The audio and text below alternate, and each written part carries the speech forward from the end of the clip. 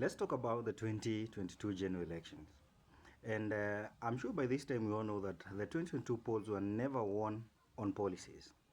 What won this election was all about the narratives. We had two strong narratives, the hustler versus the dynasty narrative. Actually, this is one narrative, hustler versus the dynasty. This narrative was coined and engineered by President William Ruto and his political team. And this is how this won him the 2022 polls. So President William Ruto looked around and realized his biggest weakness was not being part of the political elite in the country. And how did he do it? He now turned his weakness to be his biggest his stronghold when it came to his politics. He coined the hustler versus the dynasty narrative, and all of a sudden, the 2022 campaigns were never about track records, were never about what they would do, were never about the policies, but about the millions of hustlers versus the elite families in the country. The president sold a vision of being part of the millions of Kenyans who are suffering and being the best person to represent them among the elite families. And this is how everything changed. Everything changed because no one talked about the policies.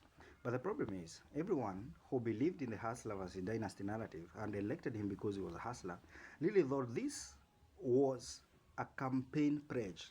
What they never knew is that this is all about political communication. What is political communication? These are narratives that these leaders often choose and decide to delve in them to get them an advantage, to ensure they sink in your mind and woo you to vote for them. Think about the 2007 general election. There was the 41 versus 1 tribal notion, which led many tribes uniting to vote against the Gikuyu community because they were sold the narrative that these people has always been leading us. They can't always be the one. And these people united against them. So, at this point, can we all agree that Kenya's general election has never been won on policies? Can we agree it's all about communication? And this is where most politicians need to start. They need to start taking communication as a key thing in their campaigns and policies and whatever, and not just a soft skill that you need to be a leader. Think about it. The 2013 general election was about the old and the young. That's where they came with the digital generation. Remember, President William Ruto and Uhuru Kenyatta and his deputy then William Ruto saw the notion of being the youth and the people who represented the digitization that was evolving across the world. And they saw the idea that Raila Odinga and his team, they were aged and never knew anything about the digital era and could not transform our country. Now, we're in 2027, just few months we'll be there. And it has already started.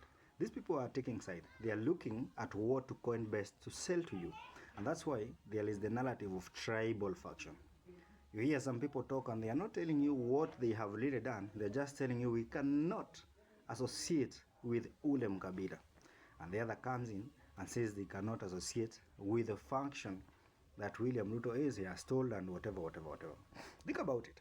Why do you think the government keeps on attacking the opposition with Rigathi Gachagua and not Kalonzo or any other person? Because that is the punching bag. That is the narrative. That is the notion they want to sell to you. All this is political communication. To any young leader there outside thinking about going to politics, you must choose what you want to sell to the people. You must come up with a very strong message that will resonate to the people. Think about it. When the president came up with the hustler narrative and the dynasty, he thought of it very well and knew when you're talking about the hustle and the dynasty narrative, what you should come up with an economic model is bottom up. You're talking about hustlers, people of the low income, people who struggle to get something to eat.